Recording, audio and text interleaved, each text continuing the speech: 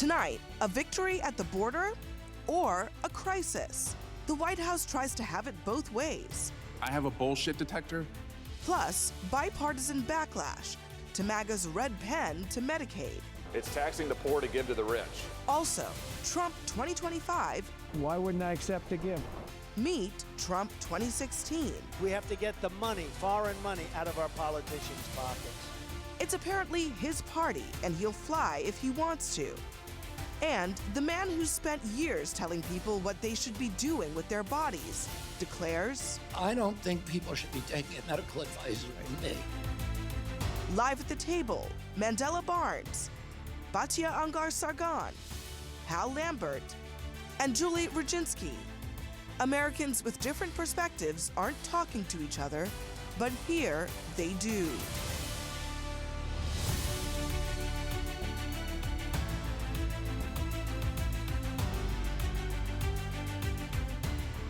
Good evening, I'm Abby Phillip in New York. Let's get right to what America's talking about. A tale of two borders. Is it the best of times or the worst of times? Well, if you ask the Trump administration, it's more like the latter. And the conditions are bad enough that it calls for suspending habeas corpus, a key constitutional right to due process. Under oath, I believe that the Biden administration allowed an invasion into our country. Is that correct? That is correct. So do you think it falls under the constitutional guidelines that I just read to you? I'm not a constitutional lawyer, but I believe it does. Now, as a reminder, habeas corpus is the legal principle that lets people who believe that they are unlawfully detained or imprisoned challenge it in court and petition for release. The Constitution only allows habeas corpus to be suspended in cases of rebellion or an invasion that threatens public safety. But if you talk to the Trump administration, that is actually not what is happening now. We got the most secure border in history of this nation right now. America's borders are now secure because of President Trump. The border's secure. President Trump saving lives. Our country is secure and that we know who's coming into this country. Joining us in our fifth seat at the table is CNN's senior national security analyst, Juliette Kayyem. She's a former DHS assistant secretary and a Harvard professor. The numbers tell the story, Juliette. Border encounters have plummeted almost to zero. You can look at the chart. And the last time I mentioned that on this show, conservatives on the internet lost their minds, but it is true. Yes. Border crossings are way down. The border is effectively closed. So under those circumstances, how can they still claim that there is an active invasion that warrants suspending a core constitutional right?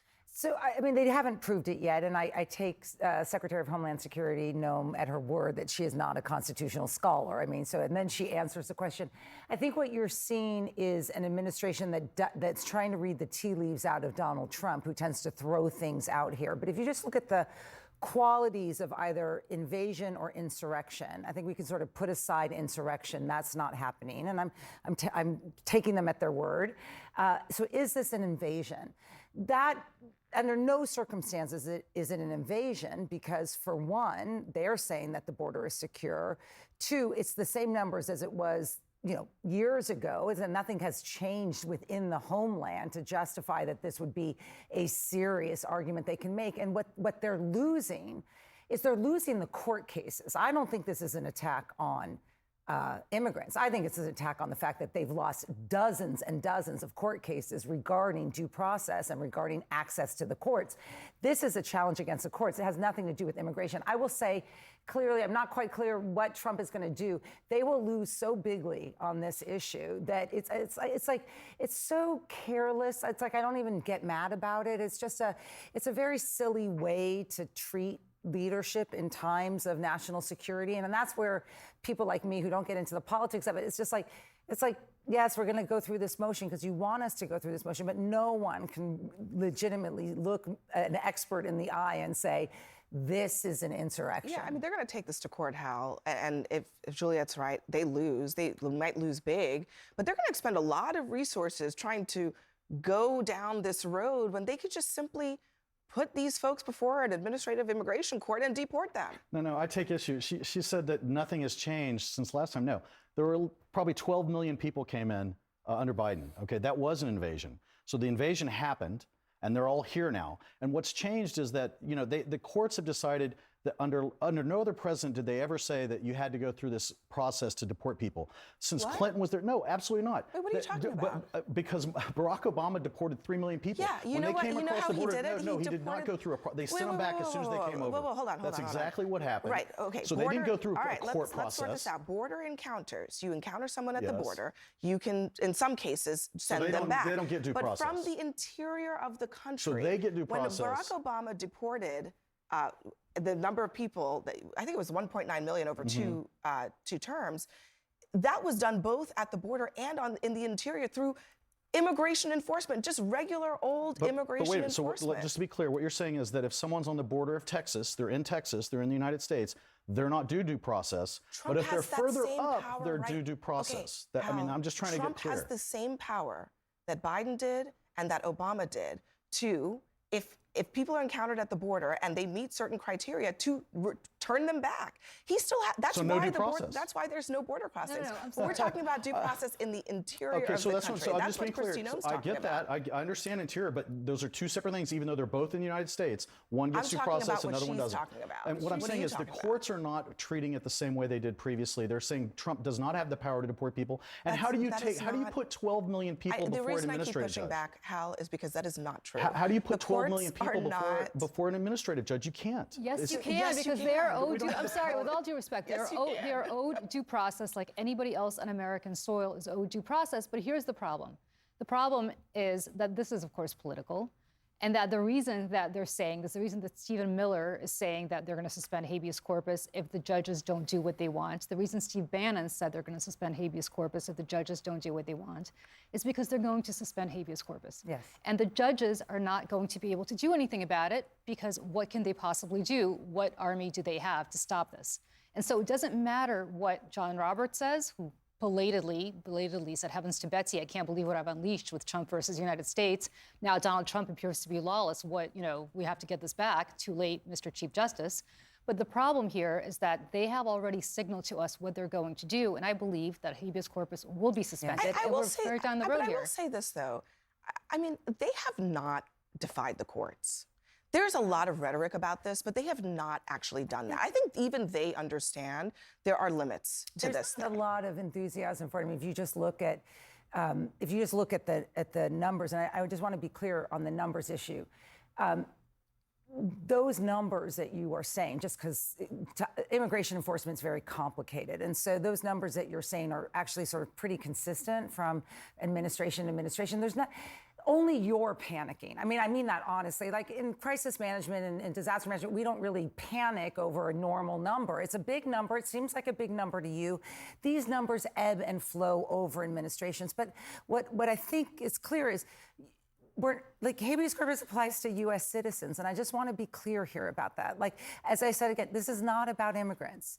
This is about the courts. And if we fight over immigration, it's like we're looking at the butterfly over here. This is about the courts. It's about U.S. citizens. Period. You don't have. If you suspend habeas corpus, I can't prove I'm a U.S. citizen. I have 2 Y's in my last name.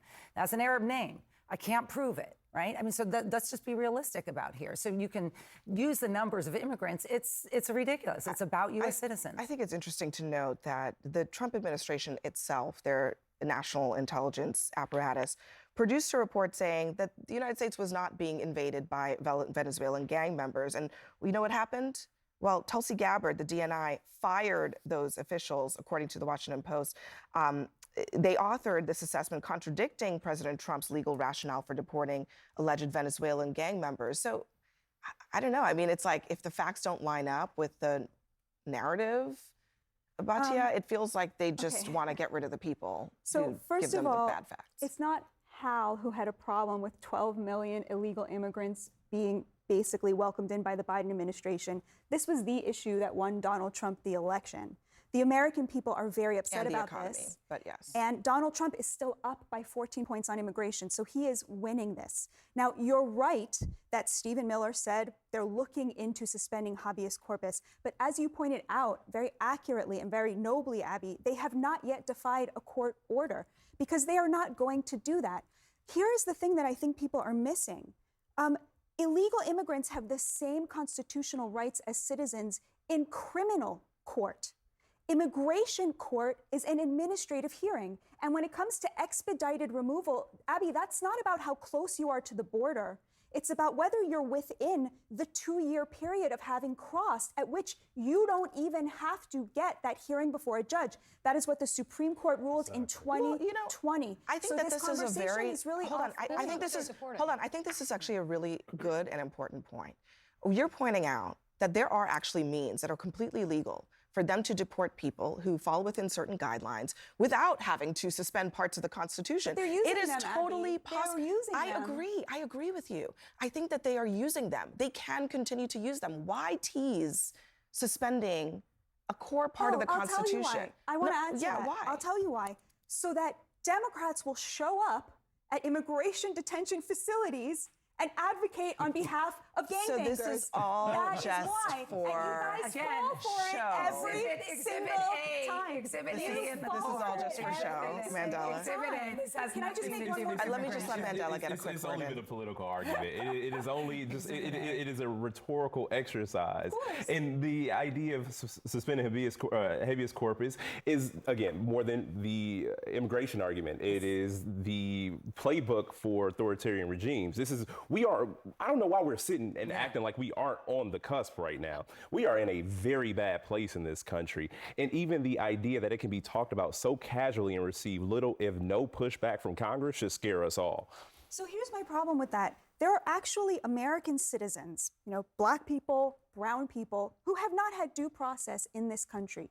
And it absolutely enrages me to see Congress people out there advocating with such vigor and gusto on behalf of illegal immigrants, and they have nothing to say on that. I think it's unfair to say that they're not pushing back When on is the last due time they process rights. stormed a prison on behalf of I mean, people? look, the issue. I'm sorry. Who stormed the prison? Because I was there. If you're Nobody talking about what stormed happened in the New York on prison. Friday, Nobody are you talking about what happened in New York on Friday? I was there. Detention center. Excuse me, I was there. Hold on, Stop. I was there. Okay, I went to Delaney Hall shortly after that whole event, and I can tell you exactly what transpired.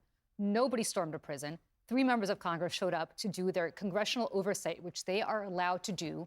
The mayor of Newark did not storm anything and was arrested by ICE agents without any kind of excuse as to why they did it. Nobody stormed anything. I was there, I witnessed it. And I'm telling you right now, that is a political ploy that unfortunately Kristi Noem is using as an excuse to go after duly elected members of Congress whom now this administration is actually threatening to incarcerate for performing their congressional oversight. So I and totally including an accept that. 80-year-old, I'm sorry, including an 80-year-old cancer survivor, member of Congress, a woman who was manhandled by ICE agents in masks. That is inexcusable. I want to make a point about why I think immigration is such an important issue. It's because we have a class divide in this country, and immigration really divides the elites from the working class. Working class Please people. explain that.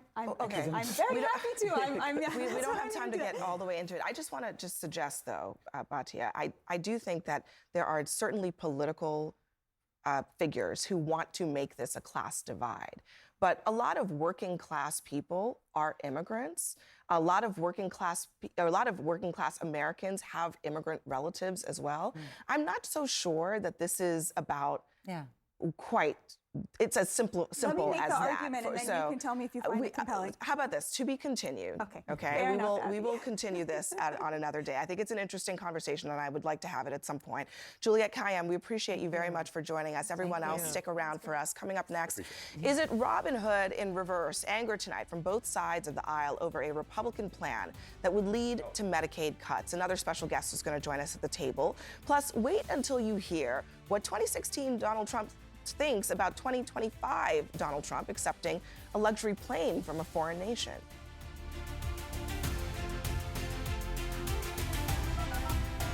It's raining, it's pouring. During bad weather, driving can become downright dangerous.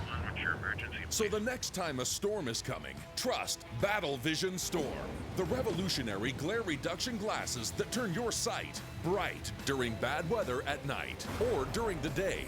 Watch your ordinary vision become extraordinary. Wow, it's so It's so clear. It's dusk, but I can really see. Oh, wow. Honestly, for how dark it is out here right now, these are incredible. Battle Vision Storm uses light-optimizing lenses that block blue rays, so you see clearly in heavy rain at night or blinding snow during the day. Heavy rain, snow, sleet, or fog can make it impossible to drive. Not with Battle Vision Storm. And they're not just for storms. They turn night to bright, even in perfect weather. I used to hate driving at night. The traffic lines were hard to see, the lights from oncoming traffic were blinding. I feel so much safer driving in the evenings now. Blinding sunlight or headlights cut the glare instantly. Dark traffic signs, see them with confidence. Blurry lane markers, turn clear and visible. Wow! Even objects in your side and rear view mirrors are easier to see. And Battle Vision Storm go head-to-head with the toughest conditions. Whether you're driving through smoke-filled air from wildfires, or you're on a boat getting crushed by the sea, and they're guaranteed for life. Get your Battle Vision Storm for only $19.99. But wait, due to rising costs and supply chain shortages, this may be your last chance to get your very own Battle Vision Storm at this low price. There is a strict limit of 4 Battle Vision Storm per order while supplies last. Don't wait, order now.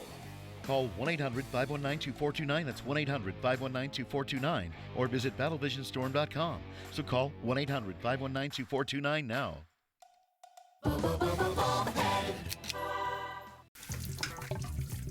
Oh no! Our water line broke. It could cost a fortune to get a contractor to come fix it, and it's not covered by homeowners insurance. That's why you should have HomeServe. It's Tom Rusin, CEO of HomeServe.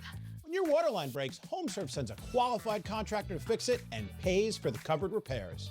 With HomeServe, the American dream of owning a home doesn't need to be a nightmare. Plans from HomeServe start at just $4.99 a month. Call 1-833-896-7844 or visit homeserve.com.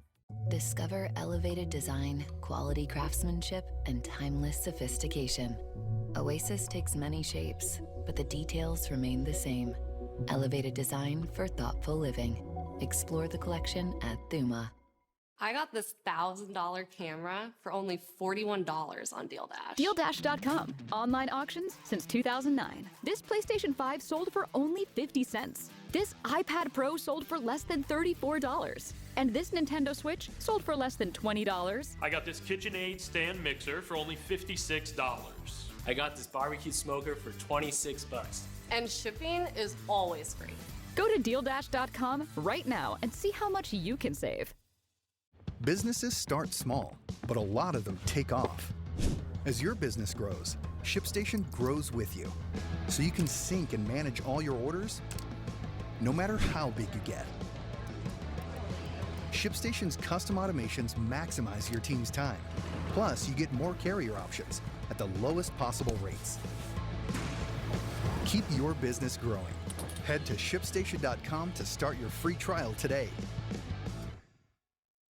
I'm Isa Suarez in London, and this is CNN.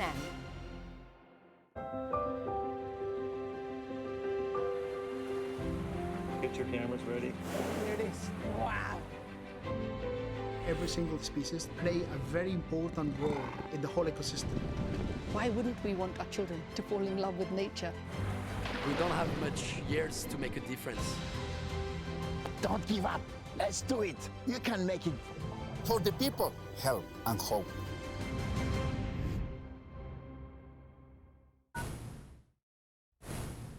The third rail of American politics is at risk of being touched. MAGA Republicans are moving forward with Donald Trump's so-called Big Beautiful Bill, and it includes indirect cuts to Medicaid. That's something that Republicans called everyone hysterical for suggesting was on the table, and something that Trump himself vowed never to touch. Save Medicare, Medicaid, and Social Security without cuts. We're not cutting Medicaid, we're not cutting Medicare, and we're not cutting Social Security. Can you guarantee that Medicare, Medicaid, Social Security will not be touched? Yeah, I mean, I have said it so many times, you shouldn't be asking me that question. We're not going to touch it. Now, we are going to look for fraud. We're going to love and cherish Social Security, Medicare, Medicaid. We're not going to do anything with that. Medicare, Medicaid, none of that stuff is going to be touched.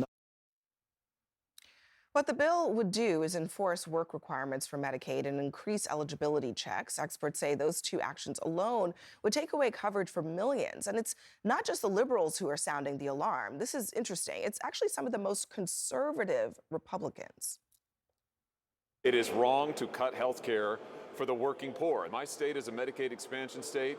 Over 20% of Missourians, including hundreds of thousands of children, are on Medicaid. And Mono, they're not on Medicaid because they want to be. They're on Medicaid because they cannot afford health insurance in the private market. And this whole idea of we're going to charge them now additional copays in order to access health care, I have to say that just sounds like a tax to me. So now we're taxing poor people when they're trying to get access to health care? It's reverse class warfare is what it is.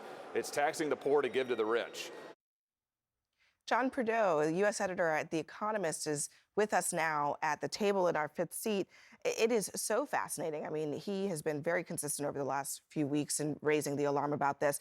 And he's right. About 44% of all the people enrolled in Medicaid are living in congressional districts that are represented by Republicans. It's 36.8 million people.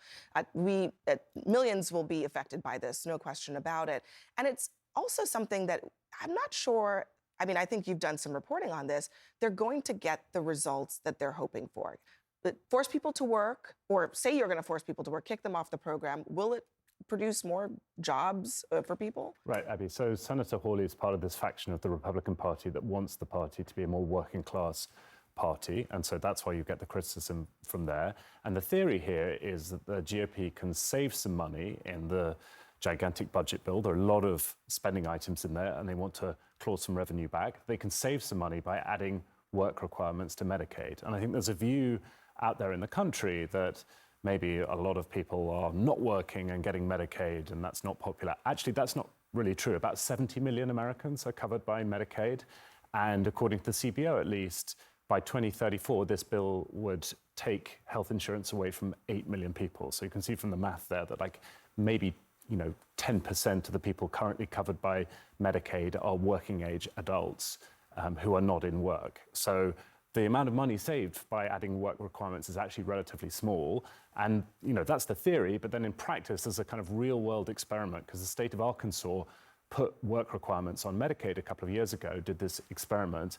And what they found actually is the employment rate didn't go up much, but quite a few people lost their health care. Yeah, I mean, Batya, you're working class people. I mean, is Josh Hawley right that this is not the bargain that they voted for when they put Trump into the White House? I'm 100% with Hawley on this. I think that they should be leaving this stuff alone and raising taxes on the rich.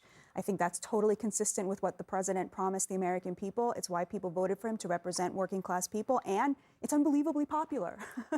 And Trump likes popular things. So I think Hawley is 100% correct on this, and he is the future of the Republican Party. This is a working class party at this point, and he knows it. How? Well, I don't think the American people voted for Trump to raise taxes. So we all know there's a spending problem. That's the problem. And, it's Medicaid, Medicare, and obviously Social Security are the big outlays. It's close to $1 trillion in Medicaid, about $900 billion, I think, right now, for about 72 million people, as was just said.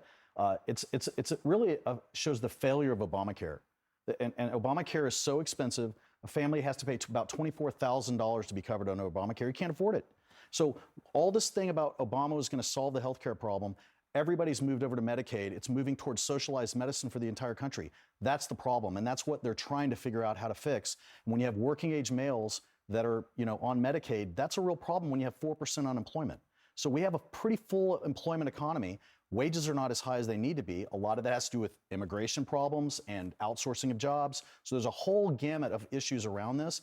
But when you have that many people that can work and pay, there needs to be something that needs to be done on the healthcare cost side of things, and that's a really hard problem to tackle. So you kick people off Medicaid first, and then you figure out the rest later? I mean, I think that's the issue, is that you kick them off, and then what? Well, I don't think that's this is what they were about, saying. I just want to remind people, we're talking about healthcare here. Yeah. So access to medical care for people. A lot of them are children. A lot of them are elderly. All of them are poor, virtually. So what then? I mean, you're saying basically to fix the affordability problem, we have to fix the healthcare problem.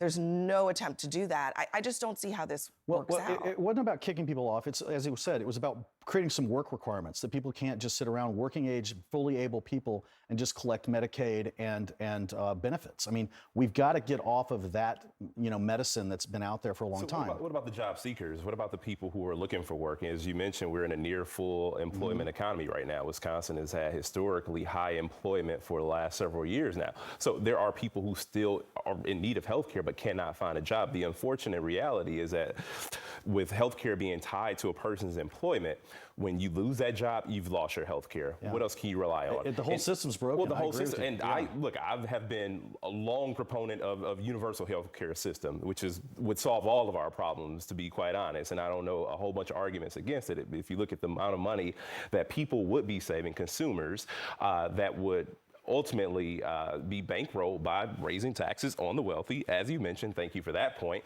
And what Josh Hawley also has advocated for. Well, raising taxes on the wealthy isn't going to pay for any of this type of thing. I mean, there's just not enough wealthy people to pay for everything. Well, there's a lot I guess of money. what Holly is also suggesting, and you can jump in on this, I mean, is essentially that Republicans want to give a lot of tax giveaways in this bill. Some of them are new, some of them are existing tax law. And they want to do that by paying for it, by cutting benefits for poor people. That's how he laid it out, okay? If I don't see how if you're one of those poor people and you work really hard at a McDonald's and they're not providing health insurance and you have nowhere else to turn, you're paying your taxes, how do you not see this as sort of, robbing Peter to pay Paul, essentially? I've heard these complaints about Obamacare now from Republicans since Obamacare passed. And you had the opportunity to get rid of Obamacare and replace it with something else. And all I've heard about is, repeal and replace, repeal and replace. You haven't repealed it because you have nothing to replace it with. So let's start with that premise. Second, you're absolutely right. What this is attempting to do is to take away health care from millions upon millions of Americans, and then you're going to say, well, we'll figure it out later. Because that's effectively what you're suggesting. You're blaming this on Obamacare. You're blaming this on a whole host of issues that you're in charge of everything now. You're in charge of the executive branch. You're in charge of both. Days. Not just 100 days. You were in charge under Donald Trump, right? The first time around. What did you do? You couldn't do it. And you didn't do it because you had 60 votes. I mean, John McCain voted against it. Well, you know what? You can blame John McCain all you want, but the reality is you could have gotten rid of it, but you had no plan to replace it with. And all of those people would have been thrown off of Obamacare, including Josh Hawley's state, which expanded Medicaid, under Obamacare. So you can talk about it all you want. Where's your plan? You don't have a plan. So, John, let me ask you this. What happens, because this is a problem for Republicans right now, just among Republicans. People are not happy that they're not cutting enough spending. Some people are unhappy that they're dipping into Medicaid. Some people are unhappy about a bunch of other things, SALT, state and local taxes. If they increase spending by like $4 trillion and only cut it by like $1 trillion, what do you think is going to happen as a result of that? As you say, the projection is, a $4 trillion increase in spending. At some point, the US government's ability to just carry on spending more than it brings in revenue and financing that difference through raising debt, at some point, you run into trouble with that. Now, no economist can say when that will be, but if you look at the debt to GDP ratio, it's increased a lot over the past 10 years. And, that's not a great way to run your economy. I mean, the deficit already is, I think, 6.9% of GDP at a time when the economy has been growing pretty strongly. Ideally, when things are good, you want to balance your budget and then save your firepower for when there's a pandemic or a global financial crisis or something you really need to borrow. I think we're also in a world in which I'm not sure. This is a two-party problem. Republicans used to talk about this a lot. They don't really much when Trump is in office, in particular. So I think it's also worth noting that it is likely that that is going to be the outcome. And that's one of Donald Trump's political innovations, which I think, is a big reason why he's been elected president twice, was that he kind of gave up on the entitlement reform part of the GOP platform, right? If you go back to 2012 in that election, Mitt Romney and Paul Ryan got absolutely killed for suggesting that America needed to cut entitlements in a big way. And Donald Trump's kind of given up on all that stuff. And that has allowed the GOP in part to appeal to more working class voters. And you can just about make it work in the good times, but at some point the bill will come due. Yeah, it certainly will at some point. Coming up next for us, President Trump said only a stupid person wouldn't accept a new Air Force One from Qatar. Well, he should talk to Donald Trump from 2016. We're going to play the tape for you.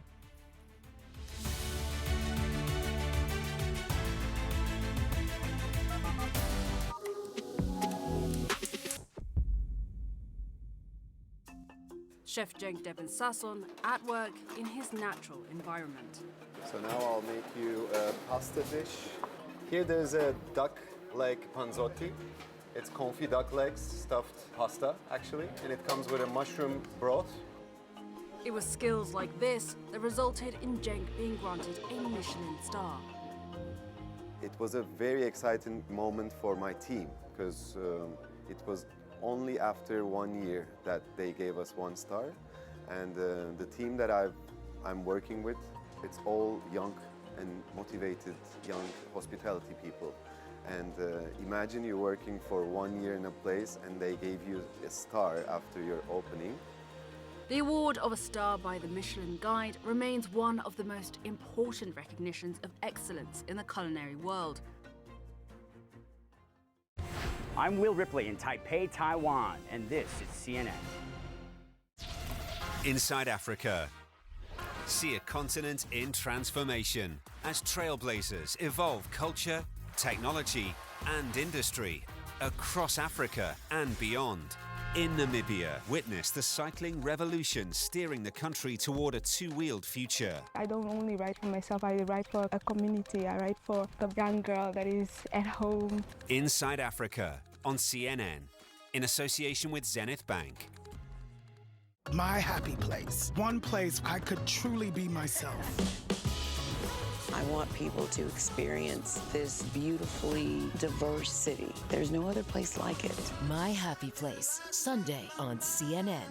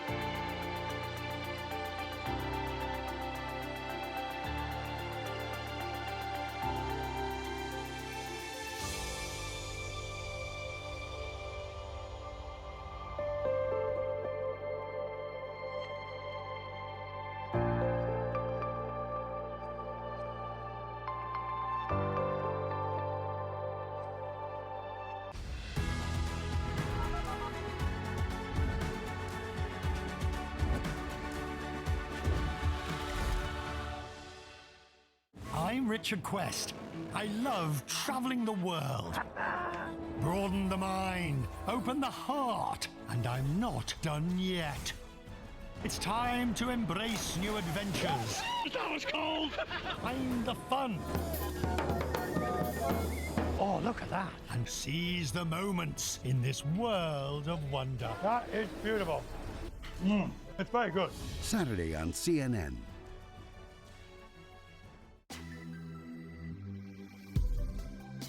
What excites me the most is being able to do what I love and be able to inspire others. Zimbabweans, Mozambicans, people from Swaziland, people from Tanzania. If you want to build a brand, I think this is the place to be. For me, showing around the continent has also made me very passionate about what we do. Africa Avant-Garde, Saturday on CNN. This is CNN. More people get their news from CNN than any other news source.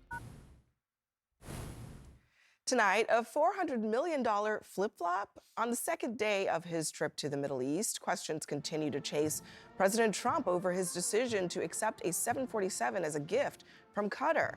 Trump says that only a stupid person would refuse to accept such a gift. But back in 2016, Trump regularly criticized the Clinton Foundation for accepting foreign contributions, including from, you guessed it, Qatar. Saudi Arabia giving $25 million, Qatar, all of these countries. You talk about women and women's rights. So these are people that push gays off buildings. These are people that kill women and treat women horribly, and yet you take their money. The Clinton Foundation accepted as much as $60 million from Middle Eastern countries that oppress women, gays, and people of different faiths. My goal is to keep foreign money out of American politics. Hillary Clinton's goal is to put the Oval Office up for sale to whatever country offers the highest price.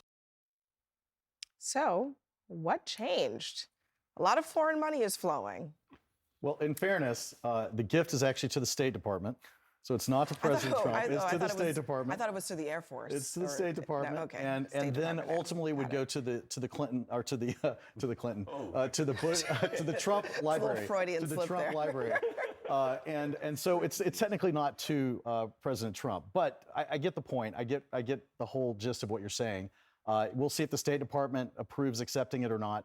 But of course, this all goes back to the fact that Boeing can't seem to build a plane, Air Force One, and it's way behind schedule, and he's flying on a 40-year-old plane. So that's part of the issue as well. The Qatar offered it to him, and he said, you know, that sounds like a good idea. We'll see how it plays out.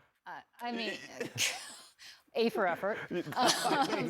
Listen, first of all, this plane will have to be stripped down to its foundation, which will take years and years and years. And if Donald Trump intends to leave the Oval Office in 2029, which I don't think he intends to, but if he does, in fact, well, according to Steve Bannon, actually, he's going to run and win a third term, so maybe not. But he will not be able to fly in this plane as president. So are we going through this entire exercise so he could go to his library? I think we both know that it's not going to go just to his library, that it's going to go for his personal use, regardless of what he says.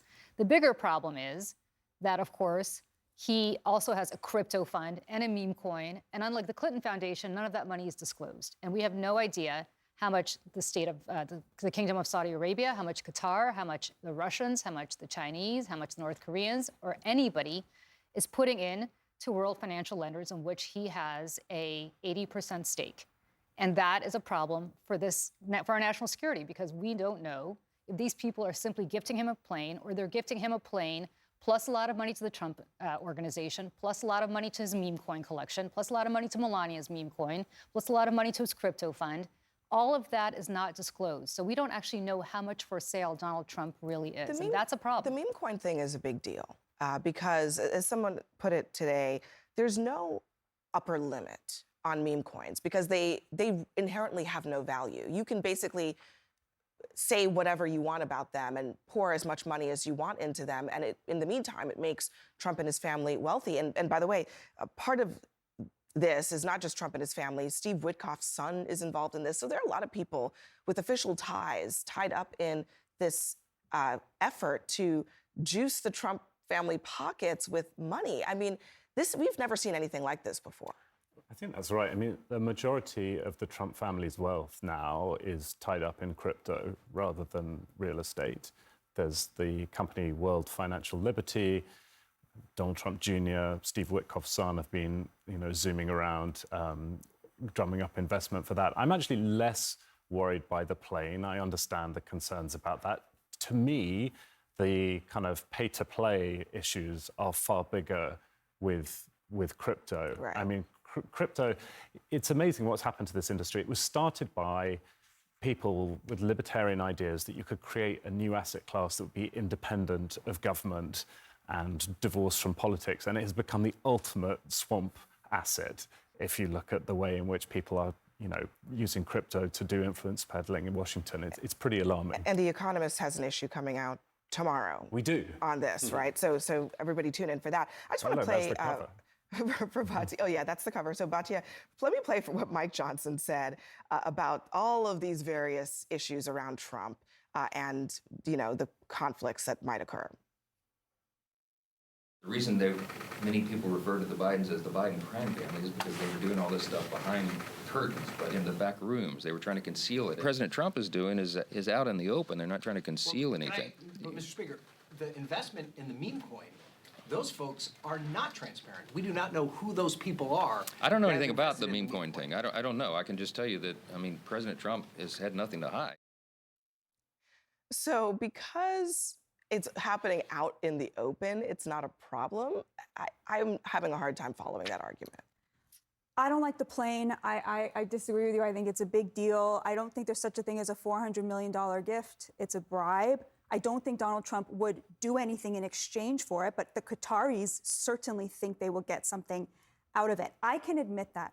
Can you all admit that what he just accomplished in Qatar and in Saudi Arabia, attracting $2 trillion of investment into this country, is a huge deal, and that what he accomplished in his speech, laying out a new world order based on peace through commerce and peace through strength, is a huge deal, that these are gifts to the United States, the likes of which it's very hard to imagine anybody else being able to do. Can we all create a consensus here that the plane is bad and the trip has been amazing for the United States? It is always great. It is always great when there is, I guess, investment in the United States. Well, that is fine. But I really do not want to skirt the issue here, which is that when an Abu Dhabi investment firm or the Saudi sovereign wealth fund decides to pour billions of dollars into a company that exists only because Donald Trump is president and can juice the value of it, does that concern you? But Donald Trump doesn't have anything to do with it. It's his family. So are you saying his family should then not be allowed to do business for the length of time? But here's the other thing. That's actually not even the case either, because Trump is about to do a dinner with people who have invested in his meme coin. Essentially, he is the carrot for people who are investing in his meme coin. And he's doing that as a sitting United States president. $150,000, any president would sit down and have a meal with any donor. Okay, we all know that is true. We are talking about millions of dollars invested in cryptocurrency that he and his family are benefiting from. With Other presidents have done this for the DNC or the RNC or for their political defense. They have what president in the White House has done it for themselves? And the Trump organization is fully integrated into the White House. Who? Well, you mentioned his family. But the standard that you're saying is that Jared Kushner is an ambassador right now, somehow. Jared Kushner's his father, Jared Kushner. Sorry, excuse me, Jared Kushner's father. But wait, what is the analog? Who else has done this? Who else has basically said, invest in my family's business, and I will have the president sit down with you, and the president will benefit from this. Who else has done that? Joe Biden? Really? Okay. What? All right. I think we're getting somewhere here. I guess I'm just wondering, if it's bad for Joe Biden to do it, let's say Joe Biden did that. If it's bad for him to do it, why is it okay? When Joe Biden Listen, all I said with the Biden situation is the Republicans had 4 years to come up with the proof. They struggled to do that despite many investigations, despite a special counsel. But if you believe that this is a problem, which I think it's fine to believe that, why can't you just say that it's a problem for Trump? Because I'm saying that it is something that the American people, including everybody at this table, accepts when it's happening on their side and then doesn't accept when it's happening on the other side. Okay, so what about you? Does that apply to you? What do you mean? I mean, are you one of those Americans who you're mad about it when it happens to the other guy, but not when it happens to your guy? No, I think that, politicians have a certain level of corruption across the board. That's kind of the name of the game. So you are mad about what Donald Trump is doing right now? I don't think that what he's doing is any worse than anything we all accepted but are you mad about it? Under the Biden administration. I said I'm very mad about the plane. But what about the meme coin? And this is exactly, and even if you look at the meme coin, this is exactly why Donald Trump is going after Act Blue, to use a deflection from his real corruption that's taking place by letting any sort of foreign investor put money directly into his pocket. I just want John to talk to me about the scale real quick, because I think that's a real issue here. I mean, it's billions of dollars. The reason the crypto is worse than the plane is that the federal government is directly involved in regulating cryptocurrencies. And so there are laws that can be changed that will benefit crypto, and Donald Trump's family wealth is tied up in that. The numbers are very large. So the UAE's Sovereign Wealth Fund just invested $2 billion in Binance, which is a crypto exchange, and they did that using the Trump stablecoin, which is called OneUSD. That overnight propelled it from being a pretty obscure stablecoin. I know these terms are kind of weird, but a pretty obscure stablecoin to one of the biggest in the world. So the numbers here are really big. You mean like the congressional members that regulate industry and trade on the stocks that they're regulating and make money on the... How many members of Congress are worth over $50 million and they're worth nothing going in? You're totally right. Like that is a real issue. The scale that we are discussing now is absolutely not in the same stratosphere. And Republicans were correct to be upset that Hunter Biden was on the board of Burisma, has paid a lot of money for this. That was right. This is that, like, 100x, and partisanship has just broken people's brains, to your point. And so when your own side does it, you defend it. But this is on a scale that we haven't seen before in America. All right, we gotta leave it there. John Prideaux, thank you very much for joining us. Everyone else, don't go anywhere. Next, RFK Jr., the nation's top health chief, also has a lot of things to say about avoiding vaccines and taking vitamins to treat viruses. But now he's saying, don't take my medical advice.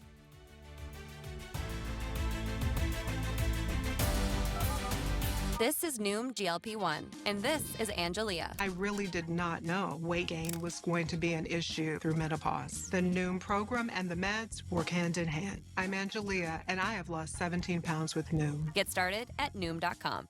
It's raining, it's pouring. During bad weather, driving can become downright dangerous. So the next time a storm is coming, trust Battle Vision Storm, the revolutionary glare reduction glasses that turn your sight bright during bad weather at night or during the day. Watch your ordinary vision become extraordinary. Wow, it's so clear. It's dusk, but I can really see. Oh, wow. Honestly, for how dark it is out here right now, these are incredible. Battle Vision Storm uses light-optimizing lenses that block blue rays, so you see clearly in heavy rain at night or blinding snow during the day. Heavy rain, snow, sleet, or fog can make it impossible to drive. Not with Battle Vision Storm. And they're not just for storms. They turn night to bright, even in perfect weather. I used to hate driving at night. The traffic lines were hard to see, the lights from oncoming traffic were blinding. I feel so much safer driving in the evenings now. Blinding sunlight or headlights cut the glare instantly. Dark traffic signs, see them with confidence. Blurry lane markers, turn clear and visible.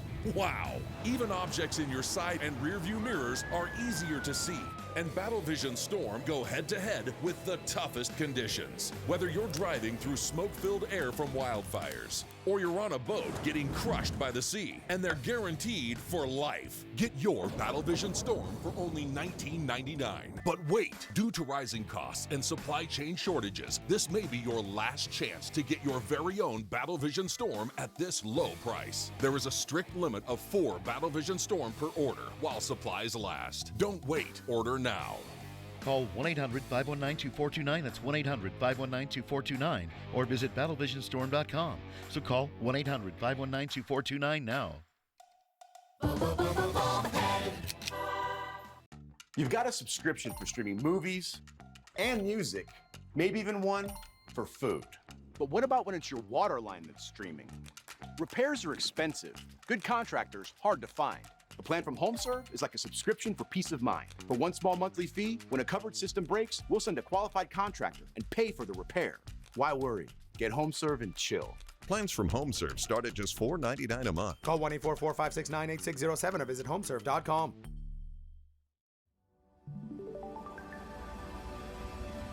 Precise designs, subtle curves, curated upgrades, elevated design for thoughtful living.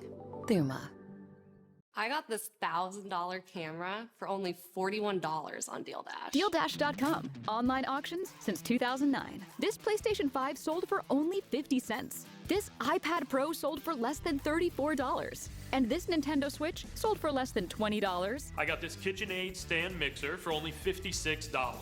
I got this barbecue smoker for 26 bucks. And shipping is always free.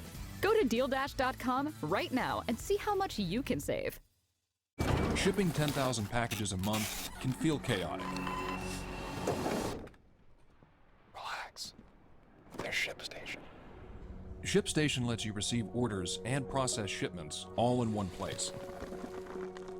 Your team can ship more orders faster by automating tasks. With ShipStation, your team is happy, and so are your customers. Start your free trial today at ShipStation.com. I'm Ben Wiedemann in Rome, and this is CNN. CNN has been nominated for 33 News and Documentary Emmy Awards for Outstanding Journalism, reporting the stories that matter to better understand the world.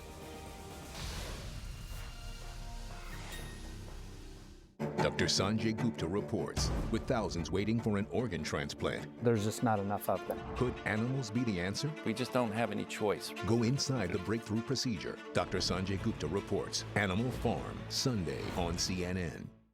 Tonight, an interesting new message from the man in charge of the nation's health. When it comes to health care, don't listen to me. I would say is my opinions about vaccines are irrelevant. I don't want to seem like I'm being evasive. Yeah. But I don't think people should be taking advice, medical advice from me. Right. No, I got that. And I'm not asking you to give the medical advice, So, but would you vaccinate your and child I think for measles? If I answer that question directly, that it will seem like I'm giving advice to other people, and I don't want to be doing that. Kennedy has talked very publicly about nutrition and healthcare for decades. And while he may not straight up tell Americans what to do with their bodies, the way he touts certain issues seems to greenlight things that are not just controversial, but also untrue and sometimes dangerous, like this tweet from last year. Kennedy railed against the FDA's suppression of psychedelics, stem cell treatments, and raw milk, just to name a few. But all three have major risks associated with them, according to the FDA and the CDC. Not to mention, he's told people that if they get the measles, they could just take cod liver oil and vitamin A, which led to people coming into hospitals with vitamin A overdoses and toxicity. My question is, since when? Yeah, last time I was here, it was suggested that we give RFK the benefit of the doubt. He doesn't even want the benefit of the doubt. Wait, was that Batia? Was that you? Who No, said that? no, it was no, someone else. Okay. It was my former counterpart from California. Yes. But he doesn't even want the benefit of the doubt. Don't take medical advice from me. He asked for this job specifically to give Americans quack science. To give them medical advice that has been untested, unproven, and things that are, as you mentioned, outright dangerous, that will lead to even more deaths, more hospitalizations, and more spread of disease.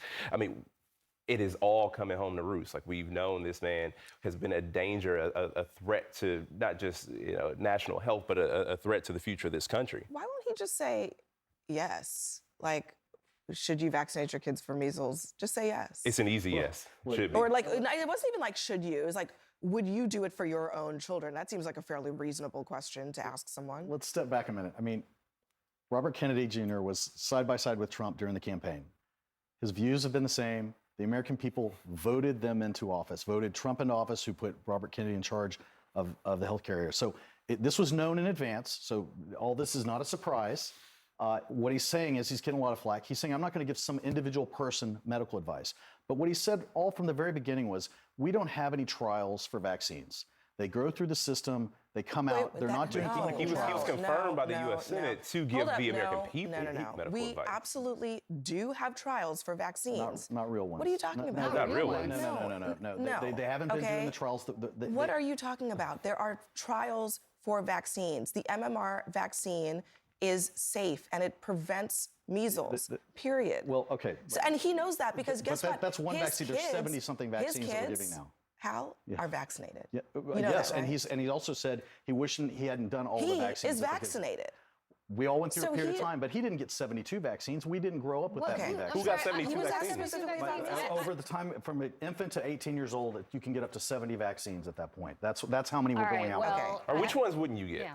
How about which ones would you not get? You know what? I never got a chickenpox vaccine. You know, Okay, nobody. go ahead. Chickenpox is a vaccine right now that you can take. My concern is less about his medical advice and about what he's doing with HSS. And the problem is, HHS, sorry. What he's doing is effectively gutting the agencies of experts. He's firing people at the CDC. He's firing people at the NIH. He's cutting all sorts of studies on life-saving medical science. And my concern is not so much what he says. My concern is what he does. And what he's doing is running this country into the ground medically. All right, we got to go, everyone. Thank you very much. Coming up next, singer Cassie Ventura on the witness stand as jurors were shown sexually explicit images from so-called freak-offs. Laura Coates was at the Diddy trial all day today. She will have all of the details right after